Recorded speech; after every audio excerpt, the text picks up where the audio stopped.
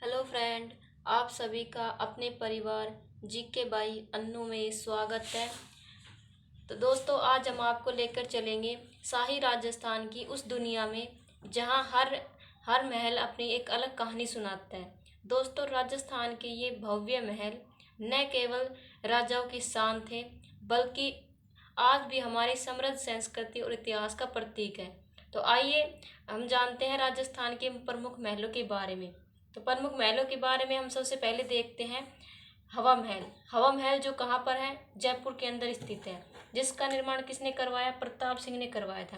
यानी कि प्रताप है, इसलिए उसने हवा महल का निर्माण करवाया। किसका निर्माण करवाया? हवा महल का। तो हम पहले लिखते हैं, फिर इनको याद करेंगे। हवा महल।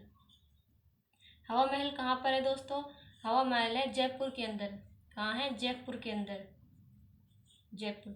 ये जयपुर का सबसे प्रसिद्ध महल है। क्या है? जयपुर का सबसे प्रसिद्ध महल। तो इनको हम याद करेंगे। यह जयपुर का प्रसिद्ध महल है, तो लिख भी लेते हैं। यह है जयपुर का प्रसिद्ध महल। जयपुर का प्रसिद्ध महल है, जिसका निर्माण यानी कि इसका निर्माण किसने करवाया था? तो उसके अंदर प्रताप है, यानी कि प्रताप है, तभी तो हवा महल का निर्माण करवाया था। तो इसका निर्माण कब करवाया गया था? तो इसका निर्माण करवाया गया था 1799 में। कब करवाया गया था? 1799 में। और किसने करवाया था? तो हम यहाँ लिखेंगे 1799 में जयपुर शासक यानी उस समय जो शासक था वो कौन था? महाराजा सवाई प्रताप सिंह थे। तो जयपुर शासक सवाई प्रताप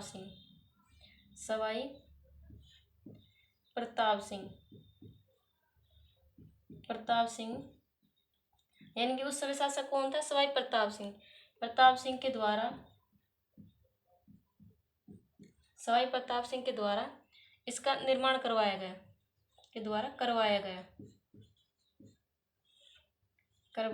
था।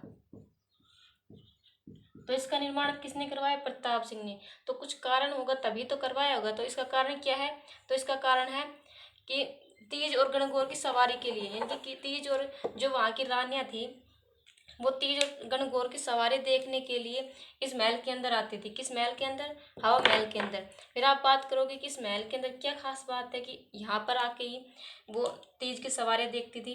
तो इसके अंदर तीज की सवारियाँ और गणगौर की सवारी देखने के लिए दोस्तों इसके अंदर खिड़कियाँ और जालीदार खिड़कियाँ यानी कि खिड़कियाँ बनी हुई हैं और झरोखे बनाए हुए हैं। तो कितनी खिड़कियाँ और कितने झरोखे हैं उसके बारे में भी चर्चा करेंगे। तो इसके अंदर अगर हम देखें तो 365 कितनी 365 खिड़कियाँ हैं। अब 365 खिड़कियों को कैसे याद करेंगे? तो 365 खिड़कियों को हम याद करेंगे खिड़कियाँ के अंदर कितने शब्द ज्यादा है? इनकी खिड़कियाँ, तो ऐसे ही 365 भी ज्यादा ही है। कितने? 365। और झरोखे कितने हैं? खिड़कियाँ 953 है और झरोखे कितने हैं? 365। तो पहले हम इनके बारे में देख लेते हैं, इनका निर्माण क्यों करवाया गया था। तो इसका निर्माण करवाया था तीज व गणगौर की सवारी के लिए। तीज व गणगौर की सवारी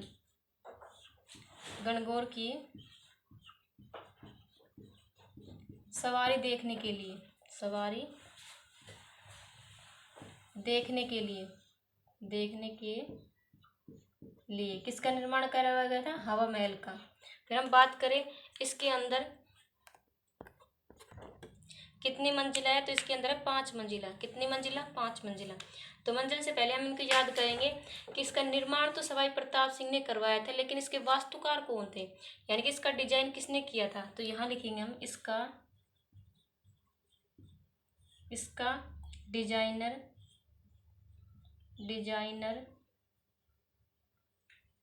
या फिर डिजाइनर कौन था? प्रसिद्ध कलाकार कौन थे? लालचंद उस्ता। प्रसिद्ध कलाकार या वास्तुकार कौन थे? लालचंद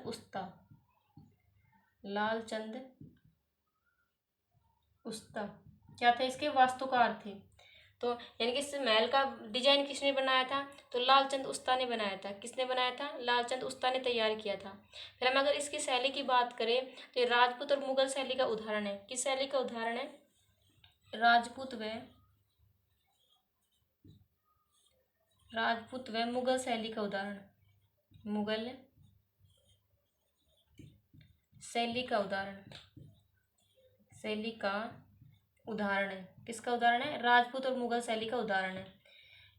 जो यानी कि जो हवा महल है वो गुलाबी और लाल बलुआ पत्थर से बना हुआ है। किससे निर्मित है? गुलाबी व लाल बलुआ पत्थर से। गुलाबी व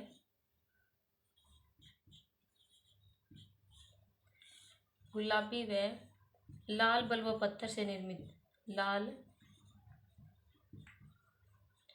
लाल बलुआ पत्थर से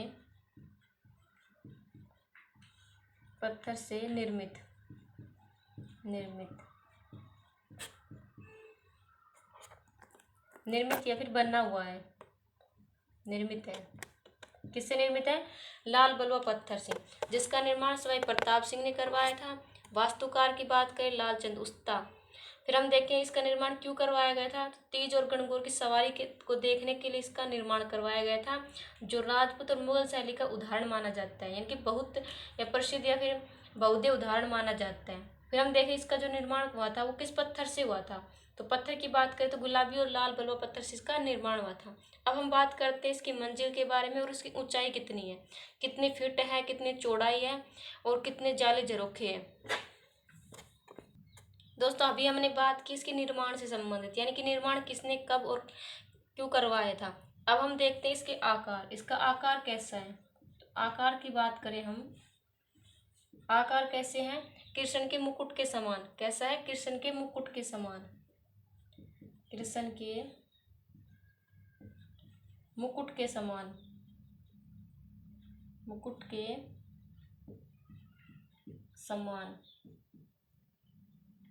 समान है। और जो हवा महल है वो किसे समर्पित है? भगवान श्री कृष्ण को समर्पित। तो यहाँ लिख लेंगे हम भगवान श्री कृष्ण को समर्पित है। ये किसे समर्पित है? श्री कृष्ण को समर्पित।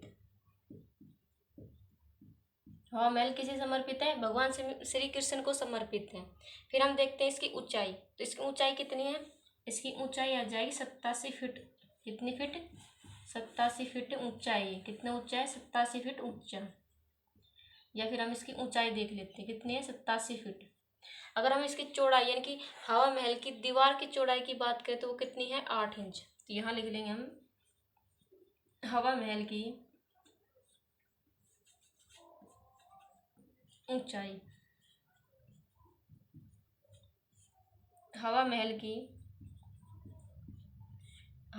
की या फिर हवा महल के दीवार की ऊंचाई या फिर चौड़ाई। ऊंचाई तो हमने देख ली 87 फीट है। अब हम देखते हैं चौड़ाई। दीवार की चौड़ाई कितनी है? 8 इंच। चौड़ाई कितनी है? 8 इंच। 8 इंच यानी कि महाराणा प्रताप जो थे सवाई प्रताप सिंह ने ठाठ बाट से हवा महल की दीवारों का निर्माण करवाया। ठाठ बाट यानी कि 8, दीवारों की चौड़ाई कितनी है? 8 इंच। फिर हम देखते हैं इसके अंदर खिड़कियां, झरोखे और कितनी है। सबसे पहले हम देखते हैं खिड़कियां में ज्यादा शब्द लग रहे हैं। खिड़कियां आ जाएगी 953। कितनी आ जाएगी? 953। और झरोखे छोटा शब्द लग रहा है तो झरोखे कितने आ जाएंगे? 365। झरोखे यानी कि एक दिन का एक झरोखा है, यानी कि 365 झरोखे। 365 झरोखे। अब हम बात करते हैं इसके मंजिला की, यानी कि कितने मंजिला है और कौन कौन सी मंजिल है। फिर हम देखेंगे इसके दरवाजे, यानी कि कौन कौन से दरवाजे। तो हम चलते हैं इसकी मंजिल के ऊपर, यानी कि हवा महल की मंजिलें। कितनी मंजिल है? तो 5 मंजिल है ये। 5 मंजिला कौन कौन सी है? अब उनको याद करेंगे। तो सबसे पहले देखिए, शरद रतन विचित्र है प्रकाश हवा। शरद रतन विचित्र है प्रकाश हवा। ऐसे ही ट्रिक से याद करेंगे तो पहली मंजिल हो जाएगी शरद महल। शरद रतन विचित्र, शरद रतन विचित्र, रतन महल, शरद रतन विचित्र महल, विचित्र, विचित्र महल, शरद रतन विचित्र, प्रकाश और हवा, प्रकाश महल, हवा महल, प्रकाश महल, हवा महल। ये इसके क्या है, 5 मंजिल है। फिर हम इनकी दरवाजे यानी कि मुख्य दरवाजा कौन सा है और अंतिम दरवाजा कौन सा है उनके बारे में चर्चा करें तो हम देखेंगे हवा महल में जाएंगे तो हमें आनंद आएगा। क्या आएगा, आनंद। तो मुख्य दरवाजा हो जाएगा आनंद, मुख्य दरवाजा आनंद पोल। कौन सा हो जाएगा, आनंद पोल, आनंद पोल क्या है इसका, मुख्य दरवाजा। और अंतिम दरवाजे की बात करें तो वो हो जाएगा हमारा चांद पोल। कौन सा, चांद पोल, अंतिम दरवाजा। अंतिम दरवाजा कौन सा है तो वो हो जाएगा चांद पोल।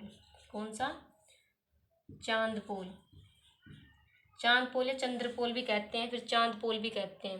तो हम चंद्र पोल लिख लेते हैं, फिर चांद पोल, चंद्र पोल या फिर चांद पोल, चांद पोल। ये क्या है इसका, अंतिम दरवाजा। कौन सा है, अंतिम दरवाजा।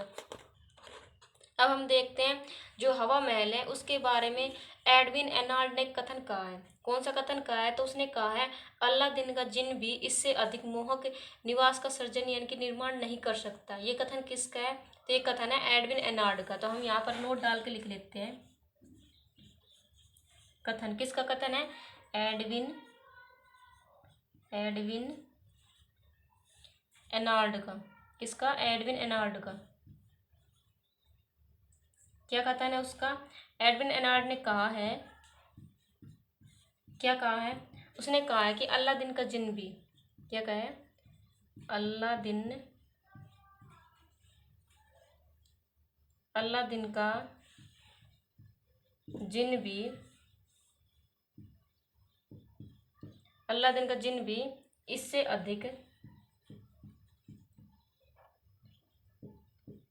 अधिक मोहक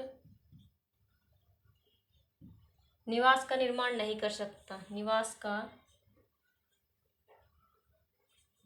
मोहक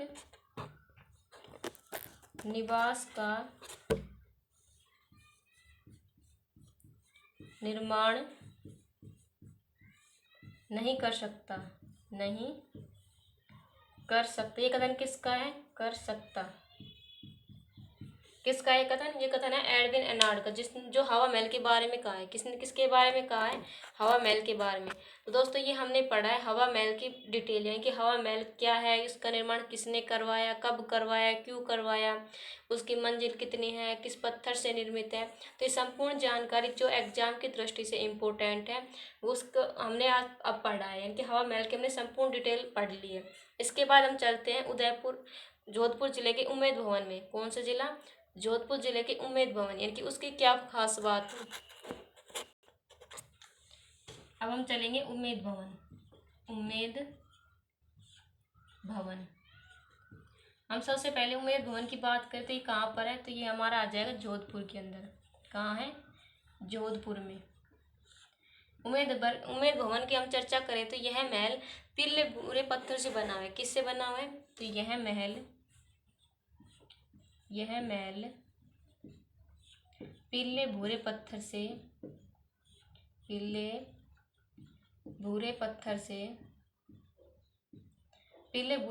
से बना राजस्थान का सबसे बड़ा भी कह सकते हैं, फिर हम सबसे प्रसिद्ध भी कह सकते हैं। तो सबसे बड़ा रिहायशी महल, कौन सा महल है, रिहायशी महल है, रिहायशी महल है। फिर हम देखेंगे इसका निर्माण, तो इसका निर्माण महाराणा उमेद सिंह ने करवाया। किसने करवाया? उमेद भवन ने अपने, यानी कि उमेद सिंह ने अपने ही नाम पे इसका क्या नाम रख दिया गया? उमेद भवन। तो महाराणा उमेद सिंह ने, महाराणा उमेद उमेद सिंह ने, उम्मीद है उमेद भवन से, उम्मीद यानी कि उमेद सिंह ने उमेद भवन का निर्माण करवाया, इसे याद कर सकते हैं। इसका निर्माण कब करवाया गया था? उमेद सिंह के द्वारा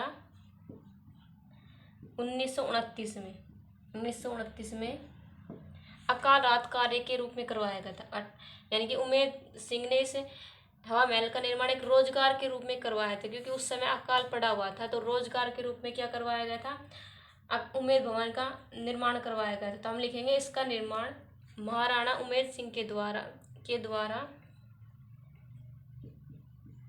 के द्वारा 1929 में अकाल राहत कार्य के रूप में, अकाल राहत कार्य के रूप में,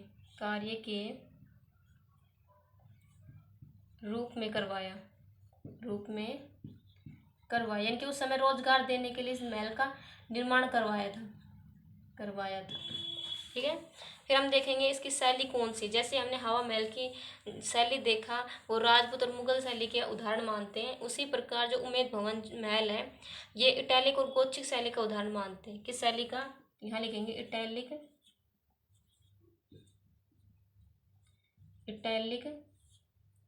व गोथिक शैली,